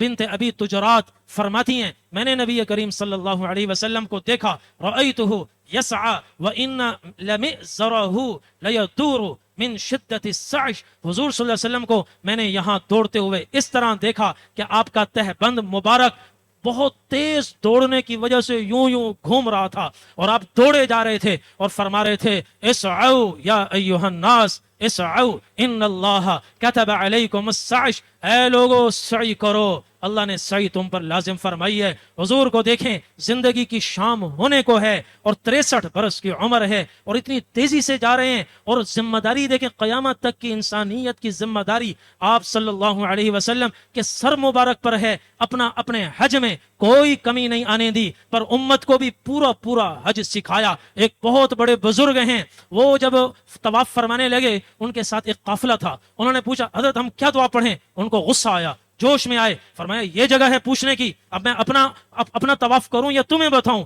نبی کریم صلی اللہ علیہ وسلم طواف فرما رہے ہیں اور ساتھ ساتھ امت سے فرما رہے ہیں، آپ فرما رہے ہیں کہ دیکھ لو میں کیسے حج کر رہا ہوں اور کیسے مناسک ادا کر رہا ہوں، لِتَأْخُذُوا عَنِّي مَنَاسِكَكُمْ فَإِنِّي لَا أَدْرِي لَعَلِّي لَا أَحُجُّ بَعْدَ عَامِي هَذَا، شاید یہ میری زندگی کا آخری حج ہے۔ کبھی فرماتے شاید اس کے بعد تم مجھے نہیں دیکھ سکو گے، سیکھ لو سیکھ لو سیکھ لو۔ تمام پروانوں نے اپنی نظریں نبی کریم صلی اللہ علیہ وسلم پر جمعی ہوئی تھیں، اور حضور کے ایک ایک عمل کو انہوں نے محفوظ کیا اور امت کے سپرد کیا، اور اللہ تبارک و تعالی نے یہ حفاظت کا انتظام اس لیے فرمایا کہ ہم دوڑیں بھی تو اپنی مرضی سے نہیں، سعی کریں اپنی مرضی سے نہیں، طواف کریں اپنی مرضی سے نہیں، بلکہ جیسے آپ نے نماز کے بارے میں ارشاد فرمایا صلو کما رأیتمونی اصلی، پڑھو نماز مگر اس طرح جیسے میں پڑھتا ہوں، میرے طریقے سے ہٹ کر نماز ادا کرو گے قبول نہیں، میرے طریقے سے ہٹ کر حج کرو گے وہ بھی اللہ کی بارگاہ میں قبول نہیں۔ تو بہرحال یہ بیچ کی جگہ ہے، بیچ کی دو سبز لائٹیں یہاں ہوتی ہیں، ان کے بیچ سے تیزی سے گزرنا ہے اور دوڑنا ہے۔ یہ دوڑ صرف مردوں کے لیے ہے، عورتوں کے لیے نہیں ہے۔ اللہ کی شان دیکھیں، اللہ کی شان دیکھیں، اصل میں دوڑی تھی حضرت ہاجرہ، دوڑنا چاہیے تھا ماؤں کو، دوڑنا چاہیے تھا عورتوں کو، مردوں کو آزادی مل جاتی، لیکن وہ نقش اللہ جل جلالہ ہر سال حجاج اور معتمرین میں دیکھنا بھی چاہتے ہیں۔ عورتیں اگر دوڑتی تو کشف عورت ہوتا، ان کے پردے کے مسائل ہوتے، اس لیے اللہ تبارک و تعالی نے عورتوں پر لازم نہیں فرمایا، مردوں سے کہا اپنی ماں ہاجرہ کی نقل تم اتارو۔ تو یہاں سے دوڑتے ہوئے آئیں گے مروہ تک، مروہ پہ پہنچ کر ایک چکر ہوگا، اور مروہ پر وہی کچھ کہنا ہے، وہی کچھ پڑھنا ہے، وہی عمل کرنا ہے جو عمل یہاں صفا پر نبی کریم صلی اللہ علیہ وسلم نے فرمایا۔ وہ کیا عمل ہے؟ 3 مرتبہ وہ لا الہ الا اللہ وحدہ لا شریک لہ لہ الملک ولہ الحمد وہو علی کل شیء قدیر، لا الہ الا اللہ وحدہ انجز وعدہ ونصر عبدہ وہزم الاحزاب وحدہ، پڑھ کر دعا، پھر یہ ذکر، پھر دعا، پھر یہ ذکر، پھر دعا۔ جلدی ہرگز نہ کریں، اس لیے کہ کام یہاں رہ گئے، کاروبار یہاں رہ گئے، ملازمتیں یہاں رہ گئی، وہاں کوئی کام نہیں ہے، کوئی سودا سلف لانا نہیں ہے، پکا پکایا ناشتہ انشاءاللہ آپ کو ملے گا، بر وقت ملے گا، دوپہر کا کھانا بر وقت ملے گا، رات کا کھانا بر وقت ملے گا۔ اپنے آپ کو عبادت کے لیے خالی کر کے ہم جائیں اور اطمینان سے، سکون سے، عین سنت کے مطابق کوشش کریں ہمارا عمرہ بھی ہو، ہمارا حج بھی ہو، تاکہ اللہ کی بارگاہ میں قبول ہو جائے۔ اور اس پر زور لگا دیں، کیوں زور لگا دیں، کیوں زور لگا دیں؟ اس کی ایک وجہ اگر میں بیان کروں گا تو شاید بات لمبی ہو جائے گی، مغرب کے بعد انشاءاللہ میں وہ بتاؤں گا۔ خوب زور لگائیں، صرف کریں کہ ہمارا حج اچھا سے اچھا ہو۔ 2 گھنٹے لگیں، 3 گھنٹے لگیں، ہرگز پریشان نہ ہوں، چونکہ یہاں آئے ہی عبادت کے لیے ہیں، اور اللہ کے ہاں تو میٹر چل رہا ہے، قدم قدم پر نیکیاں لکھی جا رہی ہیں۔ مروہ پر پہنچے، 3 مرتبہ وہی صفا والا عمل دہرایا، پھر یہاں سے واپس آئیں گے صفا پر، صفا پر وہی عمل جو حضور صلی اللہ علیہ وسلم نے سب سے پہلے کیا، پھر یہاں سے مروہ، پھر مروہ سے صفا، یوں آتے جاتے رہیں گے۔ صفا سے مروہ 1 چکر، مروہ سے صفا 2 چکر، اس طریقے سے 7 چکر لگائیں گے، اور ہر مرتبہ یہ درمیان میں جو ہے اس کو فقہا اس حصے کو کہتے ہیں میلین اخضرین، اس کے 2 سبز لائٹیں، ان کے بیچ میں سے دوڑتے ہوئے جائیں گے، اور عورتیں اپنی عام چال سے چلتی رہیں گی، اور وہ بھی 7 چکر لگائیں گی۔ آخری چکر ہوگا یہاں مروہ پر، آخری چکر یہاں مروہ پر ہوگا۔ جب آخری چکر ہو گیا، وہ ہم نے دعا بھی پڑھ لی، وہ ذکر بھی کر لیا، اب دعا کریں اور خوب سے خوب دعا کریں۔ اللہ تعالیٰ اس عمل کو قبول فرمائے، ہمارے طواف کو قبول فرمائے، سعی کو قبول فرمائے، پاکستان سے سعودیہ تک ہمارے سفر کو قبول فرمائے، اور پھر اس کے بعد شکرانے کے 2 نفل پڑھ لیں۔ میں کہتا ہوں یہ 2 نفل مجھے کسی روایت میں نہیں ملے، کہیں میں نے بہت تلاش کیا کہ یہ 2 نفل کہیں ذکر ہو، لیکن فقہا کے کتابوں میں ہے، اس کی کوئی روایت نہیں ملی۔ اس کی وجہ یہ ہے کہ آپ صلی اللہ علیہ وسلم کی ایک سنت سیرت طیبہ سے ہمیں یہ ملتی ہے، اور حضرات صحابہ کرام کی بھی سنت ملتی ہے، جب اللہ تبارک و تعالیٰ کوئی غیر معمولی انعام عطا فرماتے، نبی کریم صلی اللہ علیہ وسلم شکرانے میں 2 رکعت ضرور پڑھتے تھے۔ اور عمرہ مکمل ہوا، یہ بہت بڑا عمل ہے، اور تو اس پر تو شکرانہ بنتا ہے، اس لیے 2 رکعت نماز ادا کی جائے۔ اگر کوئی نہ پڑھے تو یوں نہیں کہیں گے کہ اس کا عمرہ ناقص ہو گیا، نہیں، پڑھ لے تو اچھا ہے، شکر ادا کرے، اچھی بات ہے، بہت اچھی بات ہے۔ تو اب رہ گئی چوتھی چیز، چوتھا ہے حلق یا قصر کروانا۔ عورتوں کے لیے صرف قصر کا مطلب پورے کے برابر پورے سر کے بال پکڑ کر ایک پورے کے برابر کاٹ دیں، یا چوتھائی سر کے بال پکڑ کر ایک پورے کے برابر عورتیں کاٹ دیں۔ 2 عورتوں نے اگر ایک ساتھ عمرہ کیا، ایک دوسرے کے بال کاٹ سکتی ہے، ایک دوسرے کے بال کاٹ سکتی ہے۔ مرد حضرات وہ حلق بھی کر سکتے ہیں اور قصر بھی کر سکتے ہیں۔ حلق کرنا افضل ہے، حلق کرنا افضل ہے۔ افضل کیوں ہے؟ آپ صلی اللہ علیہ وسلم کی دعا ہے، اللہم ارحم المحلقین، اے اللہ محلقین حلق کرنے والوں کی پر رحم فرما۔ صحابہ نے عرض کیا والمقصرین یا رسول اللہ، اللہ کے رسول کینچی سے بال کٹوانے والوں کو بھی شامل فرما لیں۔ آپ نے پھر فرمایا اللہم ارحم المحلقین، اے اللہ استرا پھروانے والوں پر رحم فرما۔ پھر صحابہ نے عرض کیا والمقصرین یا رسول اللہ، اللہ کے رسول قصر والوں کو بھی شامل فرما دیں۔ آپ نے پھر فرمایا اللہم ارحم المحلقین، اے اللہ استرا پھروانے والوں پر حلق پر رحم فرما۔ صحابہ نے چوتھی مرتبہ عرض کیا والمقصرین یا رسول اللہ، چوتھی مرتبہ آپ نے فرمایا والمقصرین، اے اللہ حلق والوں پر بھی رحم فرما، قصر والوں پر بھی رحم فرما۔ تو 4 مرتبہ دعا ہوئی حلق والوں کے لیے، اور قصر والوں کے لیے 1 مرتبہ آپ نے دعا فرمائی۔ تو اس سے پتہ چلا یقیناً حلق کروانا سب سے افضل ہے۔ بعض لوگوں کو اپنے بالوں سے بہت پیار ہوتا ہے۔ ایک صاحب مجھ سے اتنا پیار تھا، مجھ سے کہتے تھے میرے یہاں چھری چلا دو، یہاں اس طرح مت چلاؤ، یہ مجھے برداشت ہے مگر اس طرح۔ مگر پھر اس کو ترغیب دی، پھر اس نے کہا میں کبھی کوئی بھی دنیا میں آ جاتا، میں ہرگز اپنے بالوں کو کسی کو ہاتھ نہ لگانے دیتا، مگر اللہ کے لیے سب قربان، اللہ کے لیے سر قربان۔ یہ سفر ہے ہی قربانیوں کا، نفس اور خواہش کے خلاف چلے، اللہ کے لیے قربان ہو جائیں، اللہ کے لیے جو قربانی دینی پڑے دے دیں۔ الحمدللہ اس عمل سے عمرہ مکمل ہو گیا۔ اب دوسرا حصہ ہے حج کا، انشاءاللہ اس کی تفصیل اس کے بعد مغرب کے بعد آپ کی خدمت میں عرض کی جائے گی۔ جزاک اللہ۔ یہ تھے مفتی قاسم امیر صاحب، انشاءاللہ العزیز ہمارے ساتھ حج پر بھی رہیں گے، وہاں بھی آپ لوگ کے لیے روزانہ اس طریقے سے انشاءاللہ پروگرامات ہوں گے۔ جو لوگ وہاں استفادہ حاصل کرنا چاہتے ہیں ان کے لیے ہر ٹائم دستیاب ہوں گے۔ الحمدللہ یہ گروپ پر بھی موجود ہے۔ ابھی ہے مغرب کا وقت، تو جن ساتھیوں کا وضو کا ہے تو وہ وضو کر لیں، اور جن کا وضو ہے تو ماشاءاللہ جگہ آپ لوگ نے دیکھ لی، مغرب کے فوراً بعد